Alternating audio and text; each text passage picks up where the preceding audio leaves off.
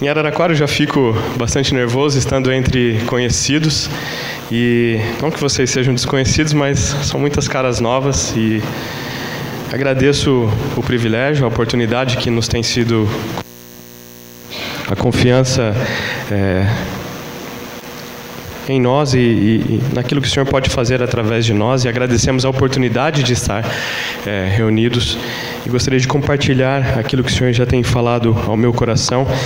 E quando o Edilson me chamou, eu fiquei feliz, mas ao mesmo tempo preocupado pela responsabilidade, tamanha responsabilidade.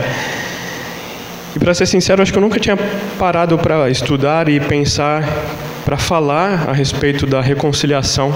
Esse foi o tema proposto para que nós tratássemos nessa noite. E para isso a gente vai ler lá em 2 Coríntios, capítulo 5. Segunda carta de Paulo aos Coríntios, capítulo 5.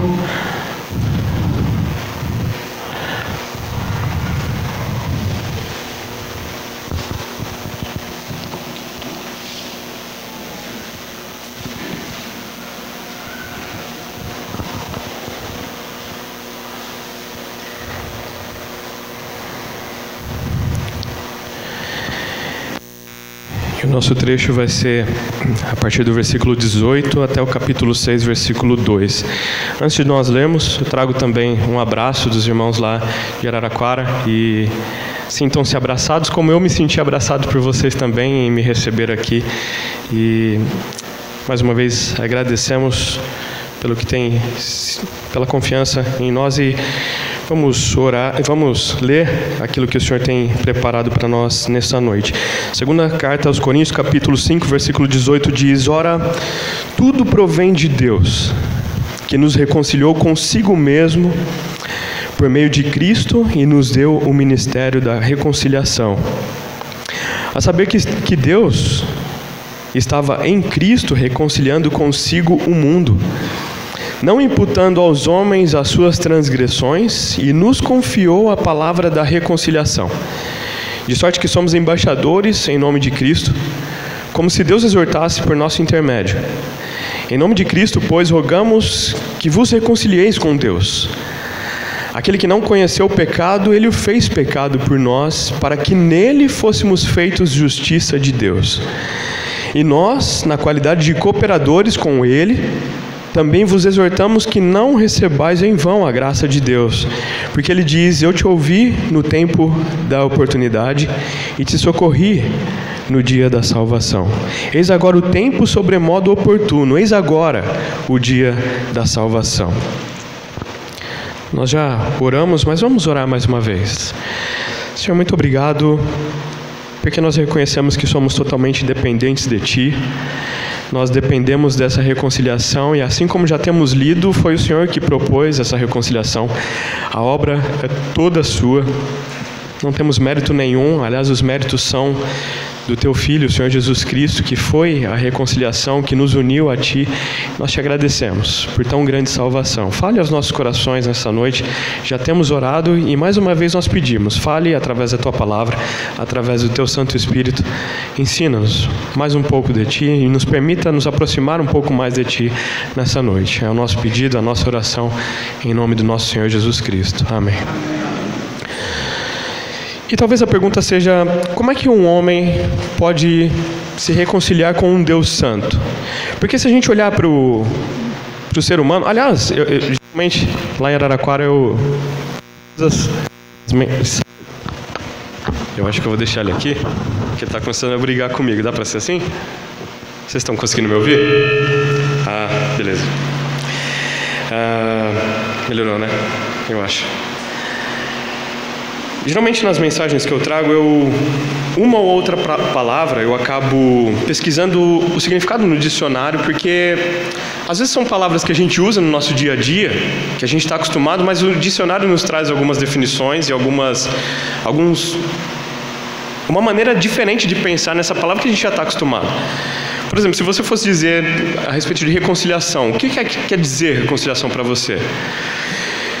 Pelo dicionário diz estabelecer a paz entre partes, fazer as pazes.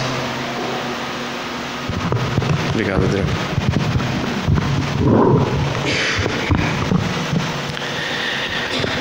Estabelecer a paz, fazer as pazes.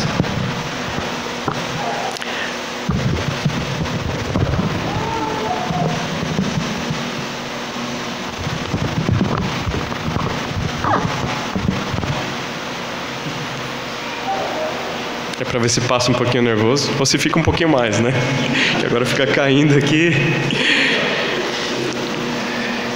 Estabelecer a paz novamente, refazer as pazes, fazer as pazes, harmonizar-se. Então, reconciliar tem esse sentido. A gente já leu, isso provém de Deus, né? Por quê? E por que fazer as pazes? Porque o pecado, acho que foi uma das coisas mais desastrosas que aconteceu na história do ser humano. Na nossa história, né? O pecado, ele divide, e por isso a necessidade de reconciliar, de juntar novamente. Ele separa. A queda do homem foi muito mais profunda do que a gente pode imaginar, né? E a gente poderia separar em 4 tipos de separação que aconteceu por causa do pecado. O pecado nos separa de Deus, e essa é a separação mais importante e mais crucial.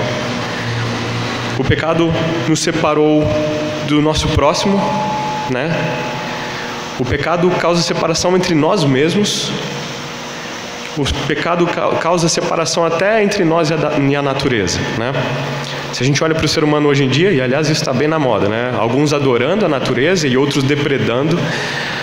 Quando a gente olha, o pecado separou nós de nós mesmos. Você se lembra daquele trecho que diz: o bem que prefiro, esse não faço, mas o mal que não quero, esse faço. Está vendo a separação que causa até dentro de nós mesmos? De nós, um com os outros, um atacando ao outro. Mas o principal deles, ele nos separou do nosso Deus.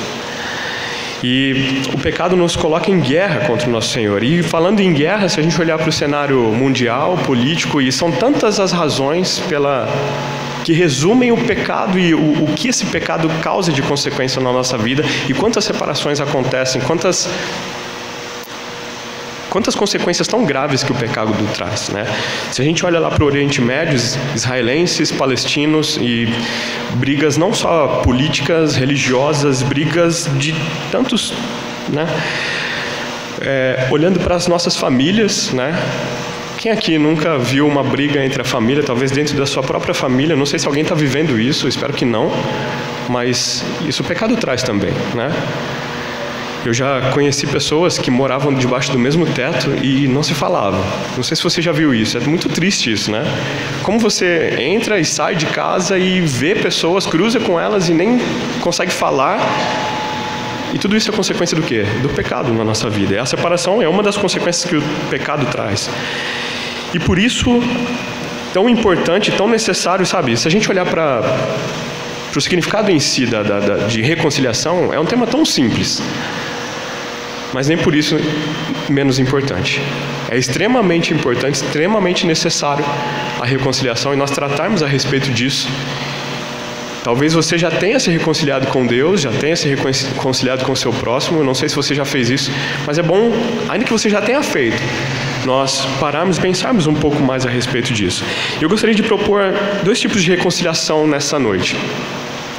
A gente não encontra exatamente dessa forma, mas como a gente já separou entre a reconciliação com Deus, com o próximo, conosco mesmo e com a natureza, eu pensei na reconciliação sendo vertical, né, entre nós e Deus, ou Deus, e a reconciliação horizontal, nós e o nosso próximo, conosco mesmo, com a natureza e tudo mais.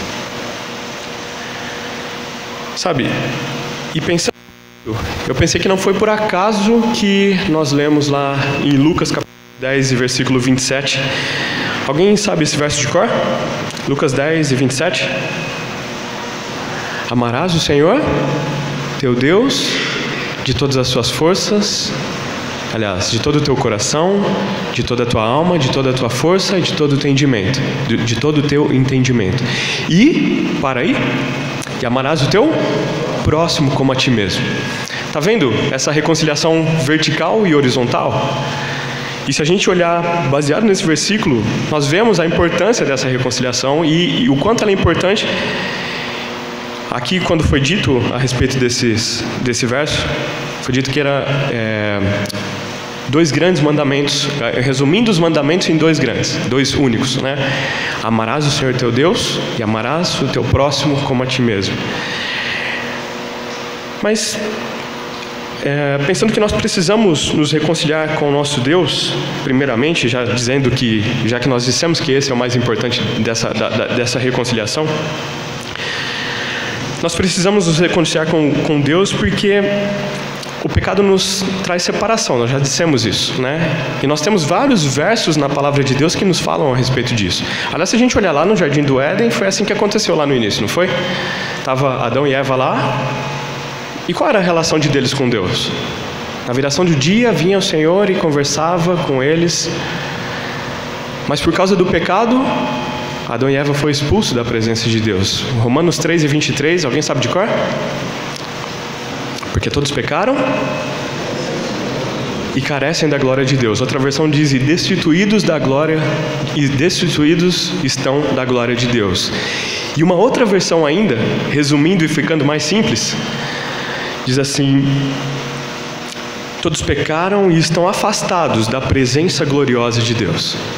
O pecado nos traz essa separação. Isaías 59:2 diz: as nossas iniquidades fazem separação entre nós e o nosso Deus. E se elas fazem separação, então é importante nós sabermos como e o quanto nós precisamos nos reconciliar para nos reaproximarmos do Senhor. Nos desviamos, né? Quando nós olhamos lá para Romanos capítulo... Eu estou pulando uma parte.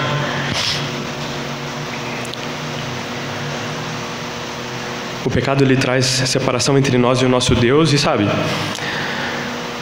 nós precisamos nos reconciliar para nos reencontrarmos com o Senhor. Porque de uma maneira ou de outra, todos nós vamos nos encontrarmos novamente com o Senhor um dia. Mas nós podemos nos encontrar com Ele reconciliados com Ele, ou ainda sem ter feito isso. E sabe, a palavra de Deus, ela fala a respeito de dois julgamentos: o julgamento do grande trono branco e o julgamento de Cristo, o tribunal de Cristo. E o que define a diferença de um para o outro é se nós já temos nos reconciliado com o Senhor ou não. Se nós não nos reconciliarmos com o Senhor e nos encontrarmos com Ele sem essa reconciliação, mal nós queremos imaginar o que vai acontecer a seguir e não vai ser legal, né? E esse vai ser o julgamento do grande trono branco. Em Apocalipse 20. Apocalipse, capítulo 20, aliás é 22.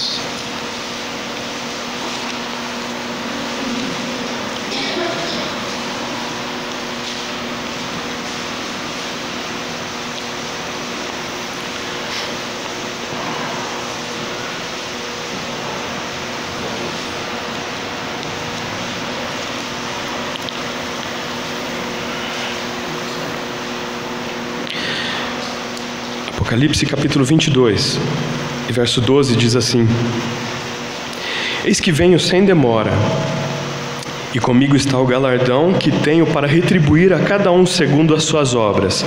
Esse galardão, ele vai ser proveniente, vai ser a coroa, um prêmio que Deus nos dará depois de termos passado pelo julgamento de Cristo, Mas esse julgamento vai ser para aqueles que já se reconciliaram com o Senhor. Agora, para aqueles que não se reconciliaram, volte, acho que uma página na minha Bíblia aqui, para o capítulo 20, versículo 11. Aqui fala de um outro julgamento. E fala: o juízo de Deus, diz aqui o título da minha Bíblia. Vi um grande trono branco, Apocalipse 20 e 11.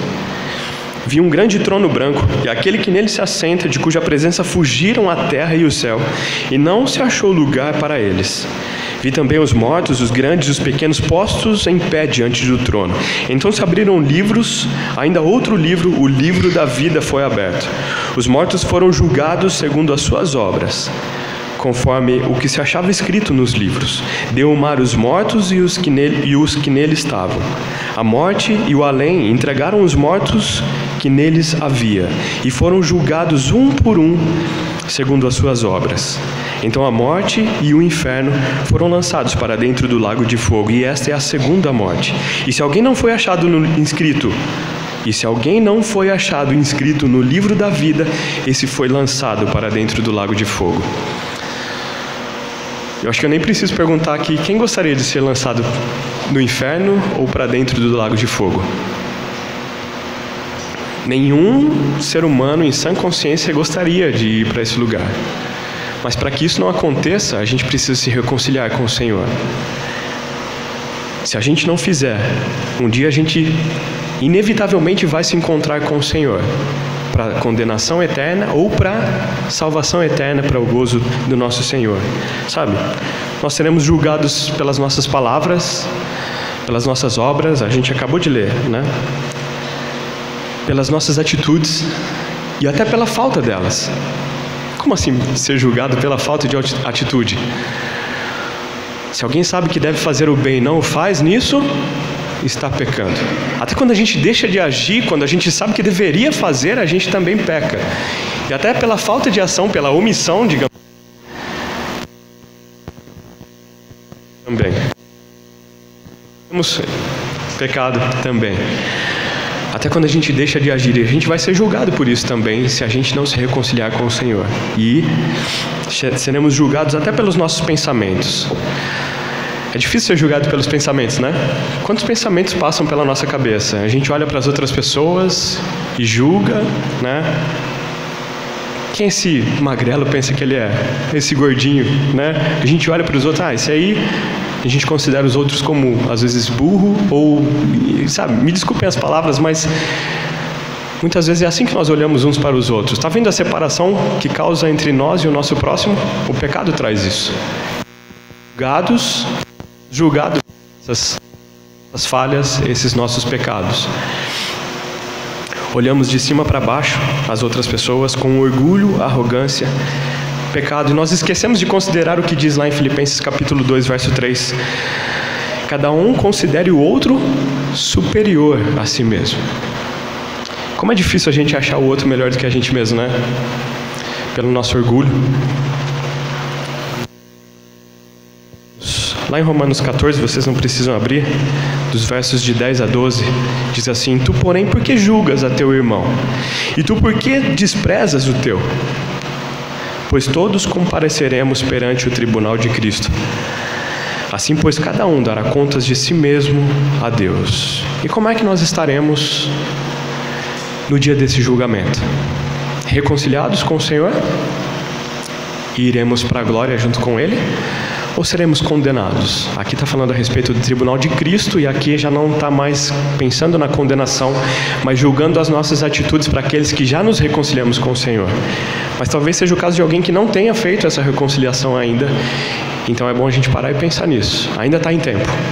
Um dos versos que a gente leu no nosso trecho original diz: Eu te ouvi no tempo da oportunidade e te socorri no dia da salvação, eis agora o tempo sobremodo oportuno. Esse é o dia para a gente pensar nessa reconciliação. Ainda há tempo e ela é extremamente importante e necessária.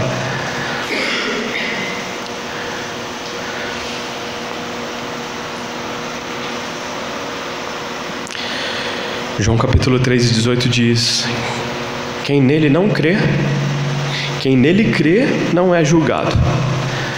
O que não crê já está julgado. E nós olhamos lá para aqueles versos lá em Apocalipse, e o julgamento, o final daquele que não crê, é para dentro do lago de fogo, e essa é a segunda morte.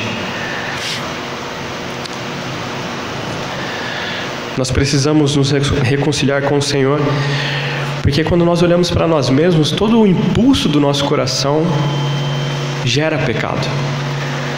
Não é assim? Tem um verso que diz que nós, por natureza, Efésios 2 e 3, por natureza nós nascemos como filhos da ira. Nascemos precisando dessa reconciliação por causa do nosso pecado. A inclinação da nossa carne é inimizade contra Deus, diz Romanos 8 e 7. A inclinação da nossa carne é inimizade contra Deus. Aquele que quer ser amigo do mundo se torna inimigo de Deus? Qual é a sua situação? Como amigo de Deus ou como inimigo dele? E sabe, eu gostaria de pensar em outra coisa e depois no final a gente vai falar um pouquinho mais a respeito disso. Talvez você já tenha se reconciliado com Deus, mas você já brigou com algum amigo seu? Eu já. E às vezes a gente precisa fazer as pazes até mesmo com aqueles que já são os nossos amigos. Talvez você já tenha se reconciliado com Deus, mas tenha se afastado um pouco por causa do pecado que você e eu podemos ter deixado entrar nas nossas vidas quando não deveria. Nada pode mais nos separar desse amor de Cristo, né? Tem um corinho que a gente canta. Fome, tristeza, fome. Eu tenho um sério problema, porque quando eu estou aqui na frente eu tenho umas amnésias. Se eu não ler, eu esqueço de tudo. Está lá em Romanos capítulo 8. Quem nos separará, Romanos capítulo 8, versículo 35, né? Quem nos separará do amor de Cristo? Será tribulação, angústia, perseguição, fome, nudez, perigo ou espada? Nenhuma dessas coisas pode nos fazer separação entre nós e o nosso Deus e o amor dele por nós, se nós já tivermos nos reconciliado com ele.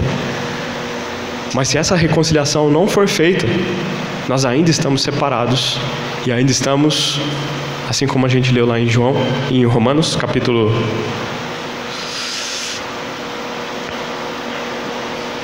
3:18. Quem não crê, já está julgado. Está em tempo da gente fazer a mudança dessa história da nossa vida e mudar a história e nos reconciliarmos com o Senhor. Ou nós somos reconciliados com Deus ou nós pereceremos eternamente. Sabe, essa semana eu vi uma frase muito interessante, que no inferno, ou no lago de fogo, como você preferir, porque um vai ser posterior ao outro, mas vão ser lugares de grande tormento e de condenação. Lá não haverá ateu. Já parou para pensar nisso? Lá vai haver ex-ateus. Quem é ateu? Aquele que não crê na existência de Deus. Mas a partir do momento que essas pessoas forem parar lá, elas vão parar e pensar e vão crer que existe de fato um Deus. E sabe, vamos abrir em Isaías capítulo 52, como é maravilhoso nós pensarmos nessas palavras. Isaías 52...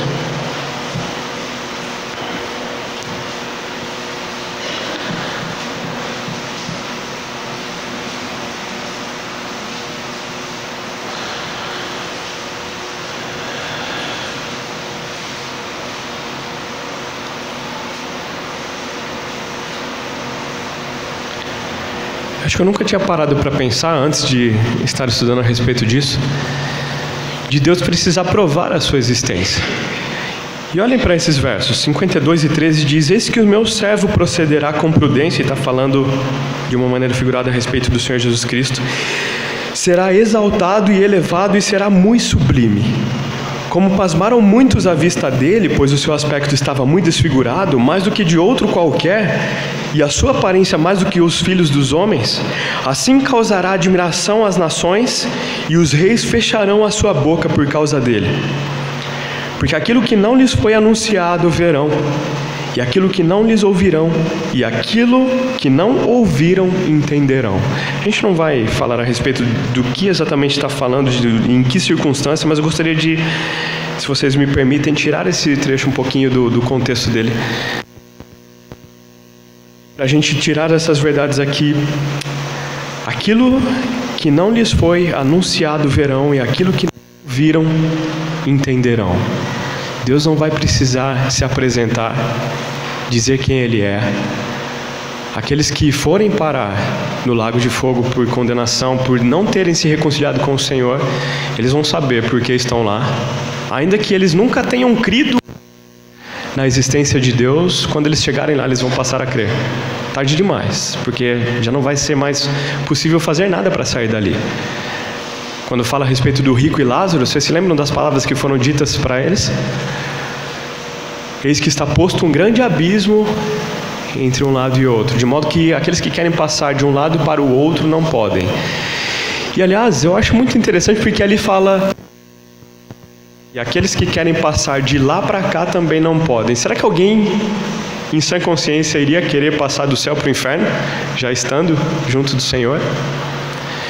Eu duvido muito. Mas aqueles que estiverem no lugar de tormento, com certeza iriam querer sair dali, mas aí vai ser tarde demais.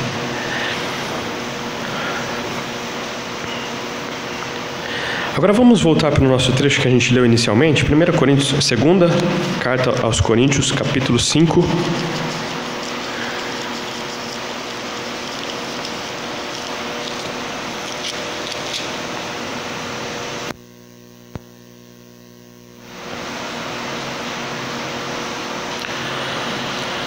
Segunda carta aos Coríntios, capítulo 5, verso 18.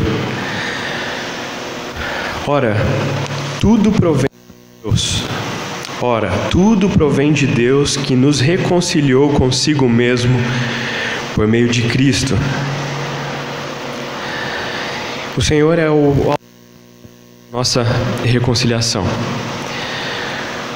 Quando a gente briga com alguém, talvez você já tenha brigado com alguém. Acho que todos nós já brigamos alguma vez, ainda que crianças, com alguém.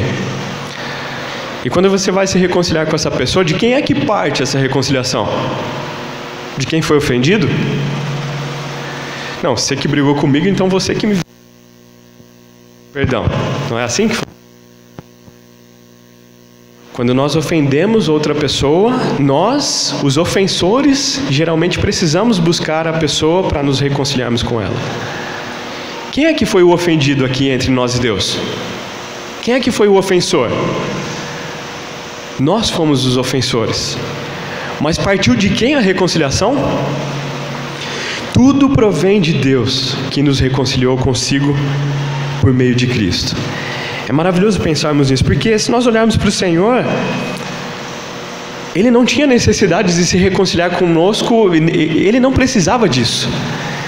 Ele continuava sendo Deus justo. Eu acho que se eu tentar falar sem Ele, eu não vou, né? Ele continuou sendo perfeito, justo, santo e não precisava dessa reconciliação. Quem precisava disso éramos nós. No entanto, partiu dele essa reconciliação conosco. E sabe, foi fácil para o Senhor se reconciliar conosco? Nos reconciliou consigo por meio de Cristo e nos deu o ministério da reconciliação. A saber que Deus estava em Cristo reconciliando consigo o mundo, não imputando aos homens as suas transgressões, e nos confiou a palavra da reconciliação. Deus poderia ter nos tratado como Ele tratou os anjos também. Existe perdão para os anjos? Existe reconciliação para os anjos? Não.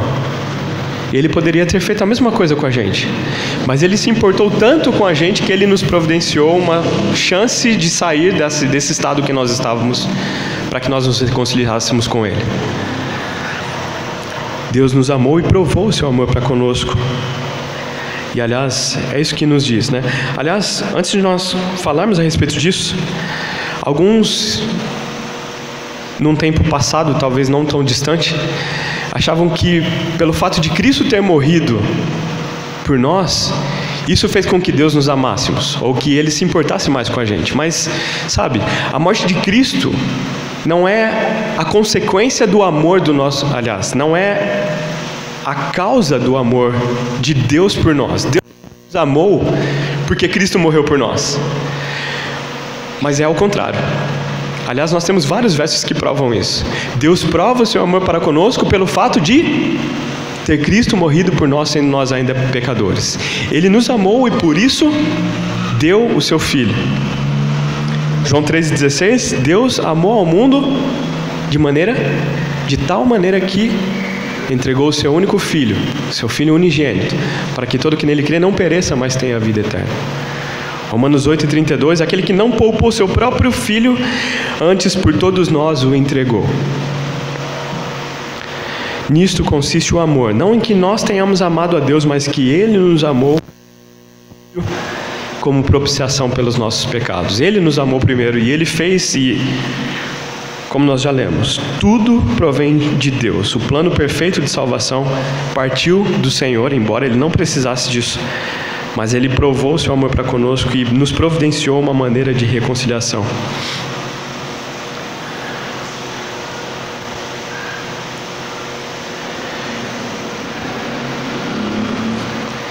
Sabe, eu gosto muito do trecho lá de Filipenses capítulo 2, que fala: tende em vós o mesmo sentimento que houve também em Cristo Jesus, que embora sendo Deus, não julgou como usurpação o ser igual a Deus. Uma outra versão fala que, embora sendo Deus, ele não achou que a glória de ser Deus era algo que ele deveria se apegar.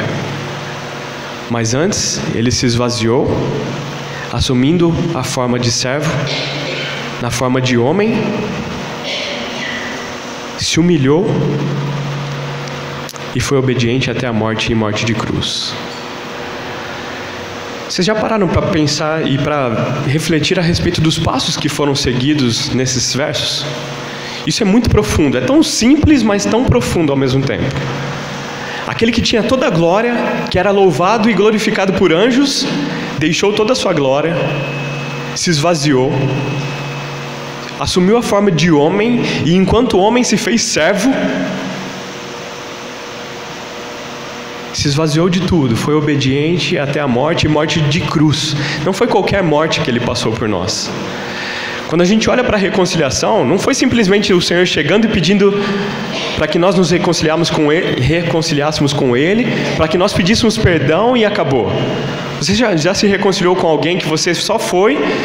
Tudo bem, que para que a gente vá e se reconcilie com outra pessoa, muitas vezes a gente tem que se humilhar, né? Pedir desculpa, olha, eu errei, me desculpa, não devia ter falado aquilo que eu falei, você me perdoa?